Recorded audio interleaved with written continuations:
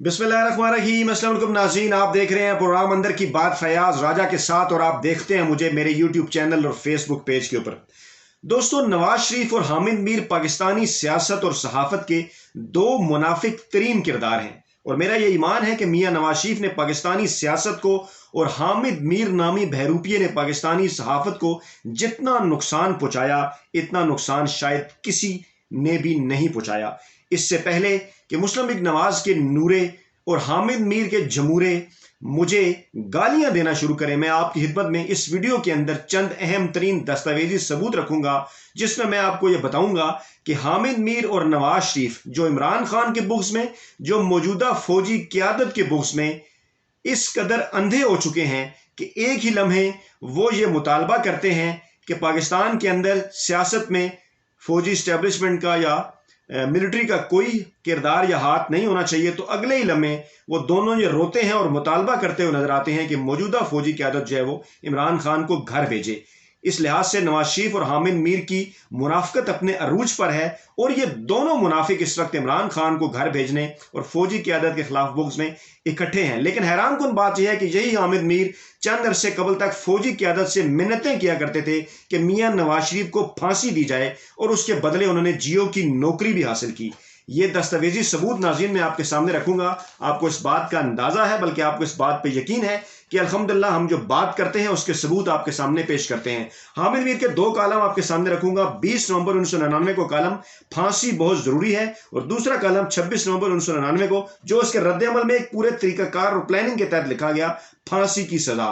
یہ کالم میں آپ کے سامنے پیش کرتا ہوں، پھانسی بہت ضروری ہے۔ یہ کالم جو ہے یہ 20 نومبر 1999 کو لکھا گیا۔ حامد میر صاحب فرماتے ہیں، واجپئی اور گجرال نواز شریف کی متوقع پھانسی کے خلاف شور مچا کر صرف اور صرف جنرل پرویز مشرف کو بدنام کرنا چاہتے ہیں۔ پھانسی دینے یا نہ دینے کا فیصلہ اول و آخر ایک عدالتی اختیار ہے، جس پر تفصیل سے تبصرہ نہیں کیا جا سکتا۔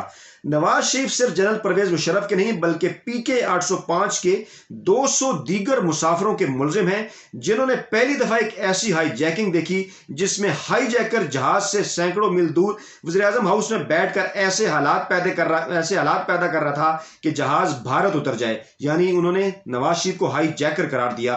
لیکن جب جنرل پرویز مشرف کے دباؤ پر جہاز کے پائلٹ نے بھارت جانے سے انکار کر دیا تو پھر اسے نواب شاہ جانے کے لیے کہا۔ سینکڑوں مسافروں کی زندگیوں پر قاتلانہ حملے کی اصل ذمہ داری نواز شریف پر عائد ہوتی ہے، یعنی قاتلانہ حملہ قرار دیا نواز شریف کو۔ اس کے بعد میرے ذاتی خیال ہے کہ اگر عدالت نے انہیں پھانسی کی سزا دے بھی دی تو جنرل پرویز مشرف اس سزا کو عمر قید میں بدل دیں گے۔ ہو سکتا ہے کہ میرا ذاتی خیال غلط ہو۔ آگے چل کر فرماتے ہیں، عدالت کی طرف سے پھانسی کے فیصلے کے بعد یقیناً جنرل پرویز مشرف کو رحم کی اپیلیں کی جائیں گی۔ مجھے توقع ہے کہ وہ یہ اپیلیں منظور کر لیں گے اور نواز شریف کی سزا 14 سال قید میں بدل جائے گی۔ یہ ایک ماحول بنا رہے ہیں، میں آپ کو لاتا ہوں اس پوائنٹ کی طرف جہاں پر انہوں نے یہ مطالبہ کیا۔ آگے فرماتے ہیں، نواز شریف کا زندہ رہنا اس لیے بھی ضروری ہے کہ احتساب کا عمل 1985 سے شروع ہو، اور 1985 کے بعد سامنے آنے والے اکثر مالیاتی اسکینڈلوں میں وہ بالواسطہ یا بلا واسطہ ملوث رہے۔ آج حامد میر کا موقف کچھ اور ہے۔ فرماتے ہیں، ISI funds case, cooperative scandal case, plot scandal, Mehran bank scandal, رائیو and farm scandal, park land flat scandal, یعنی اس وقت بھی وہ جانتے تھے پارک لینڈ فلیٹس انہی کے ہیں، البرکہ اسکینڈل اور دیگر کے اسکینڈلوں میں غبن اور ہیرا پھیری کا سراغ لگانے کے لیے نواز شریف کا زندہ رہنا بہت ضروری ہے۔ یہ تمام اسکینڈل اس نظام نے پیدا کیے جس میں امیر مزید امیر اور غریب مزید غریب ہوتا رہا، جس میں رشوت اور سفارش نے ذہانت اور قابلیت کو ختم کر دیا، اور جس میں اختیارات کے اصول کے لیے شریعت کا نام استعمال کرنا بھی جائز تھا۔ یہ بھی انہوں نے نواز شریف کے اوپر طنز کیا، تنقید کی کہ وہ شریعت بل لائے تھے۔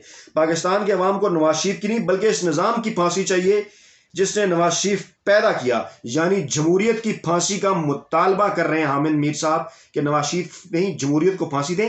آگے میں آ رہا ہوں اس معاملے کی طرف، کس طرح سے یہ پلان کر کے کالم لکھا گیا۔ آگے اس کے رد عمل میں جو کالم لکھا گیا اس میں پھانسی کی سزا کا مطالبہ کیا۔ آگے بڑھیے، اس نظام کو پھانسی نہ لگی تو نواز شریف دوبارہ پیدا ہوگا، اس لیے نظام کی پھانسی بہت ضروری ہے۔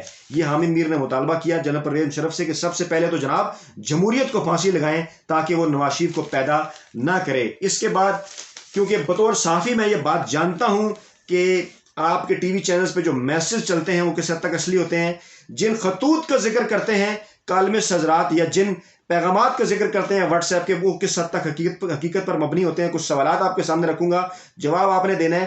یقیناً اس کے بعد پھر کچھ قوتوں نے حامد میر صاحب سے رابطہ کیا ہوگا، جس کے رد عمل میں حامد میر نے ایک عام آدمی کی طرف سے لکھا ہوا خط پیش کر کے اس کے اندر اپنی خواہش ظاہر کی۔ پھانسی کی سزا کے نام سے 26 نومبر 99 کو موصوف لکھتے ہیں۔ غصے سے بھرا ایک خط آپ کی پیش نظر ہے۔ آپ اچھی طرح جانتے ہیں کہ نواز شریف نے اعلان لاہور اور اعلان واشنگٹن کے ذریعے ہزاروں کشمیریوں کے خون کا سودا کیا۔ یہ اس بندے کی طرف سے لکھ رہے ہیں۔ آگے فرماتے ہیں آپ کو یاد دلانا چاہتا ہوں کہ چند ماہ پہلے نواز شریف حکومت نے آئین کی دفعہ 245 کے تحت کراچی میں فوجی عدالتیں قائم کی۔ مجھے اچھی طرح یاد ہے کہ آپ فوجی عدالتوں پر تنقید کرتے رہے۔ ان فوجی عدالتوں نے کراچی کے کچھ نوجوانوں کو پھانسی دی۔ ان نوجوانوں کے والدین نے نواز شریف سے رحم کی اپیلیں کی، لیکن کسی کے دل میں رحم نہ آیا اور پھانسی دے دی گئی۔ پھر کیا ہوا؟ سپریم کورٹ نے فوجی عدالتوں کو غیر آئینی قرار دے دیا۔ آج تک کسی نے یہ سوال نہیں اٹھایا کہ غیر آئینی فوجی عدالتوں کے ہاتھوں پھانسی پانے والے نوجوانوں کے قتل کا ذمہ دار کون ہے؟ میں سمجھتا ہوں یہ ذمہ داری نواز شریف پر عائد ہوتی ہے۔ وہ اس وقت ملک کے چیف ایگزیکٹو تھے۔ آپ کبھی کراچی آئیے اور پھانسی پانے والے نوجوانوں کے لائقین سے پوچھئے کہ نواز شریف کو معاف کرنا چاہیے یا نہیں۔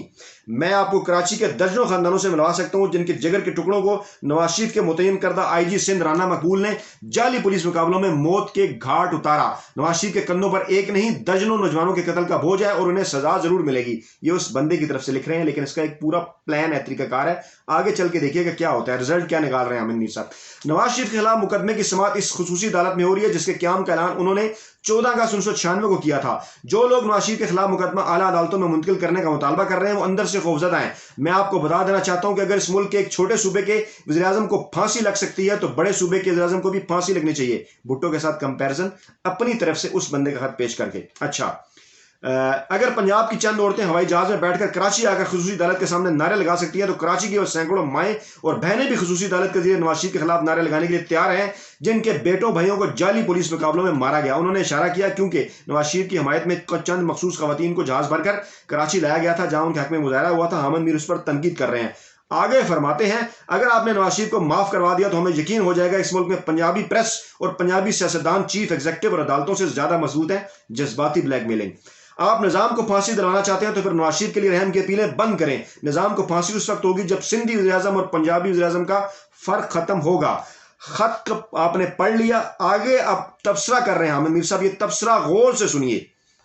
جنرل آصف نواز کے دور میں ٹنڈو بہاول کیس ہوا جس میں کچھ فوجی افسروں پر غریب سندھی دیہاتیوں کو قتل کرنے کا الزام لگایا گیا۔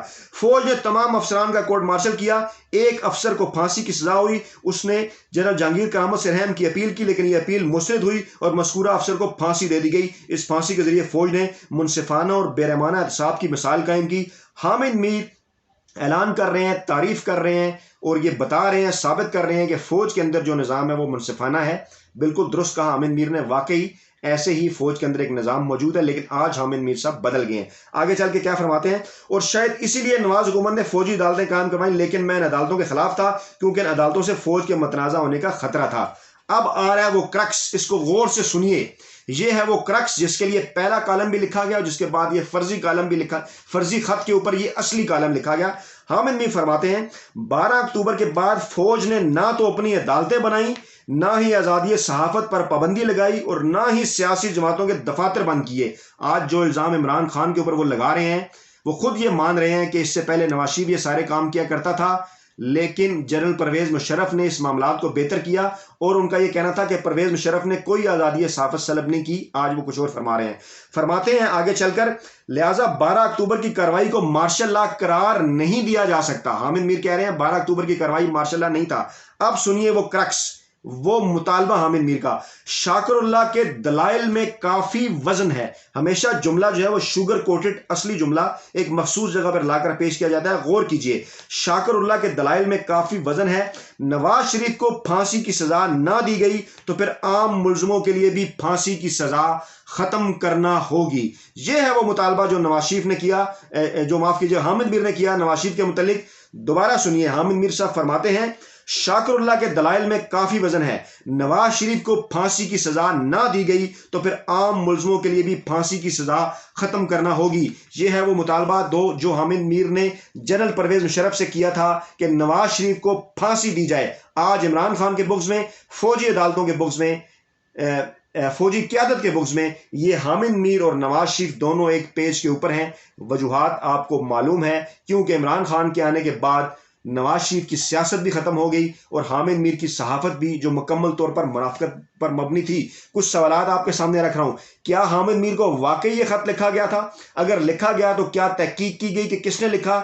کیا ایسا خط ایک صحافی کو اپنے کالم میں چھاپنا چاہیے جس کا کوئی اتا پتہ نہ؟ اور کیا حامد میر نے یہ خط لکھ کر اپنے دل کی خواہش پوری کی، یا پھر حامد میر نے یہ خط لکھ کر اس وقت کی فوجی اسٹیبلشمنٹ کی خواہش پوری کی؟ کیونکہ پہلے انہوں نے ایک کالم لکھا پھانسی بہت ضروری ہے، جس میں نظام کو پھانسی دینے کی بات کی 20/11/99 کو، پھر انہوں نے پھانسی کی سزا کے عنوان سے کالم لکھا 26/11/99 کو، جس میں انہوں نے واضح اور صاف مطالبہ کیا کہ اگر نواز شریف کو پھانسی کی سزا نہ دی گئی تو پھر عام ملزموں کے لیے بھی پھانسی کی سزا ختم کرنا ہوگی۔ ناظرین اپنی دعاؤں میں یاد رکھیے گا، یہ منافقت زدہ چہرے پاکستانی سیاست اور صحافت کے، میں ان کے چہروں سے نقاب اتارتا رہوں گا۔ اپنا بہت خیال رکھیے گا، میرے لیے دعا کیجیے گا۔ اللہ پاک ہم سب کا حامی و ناصر ہو۔ اللہ حافظ۔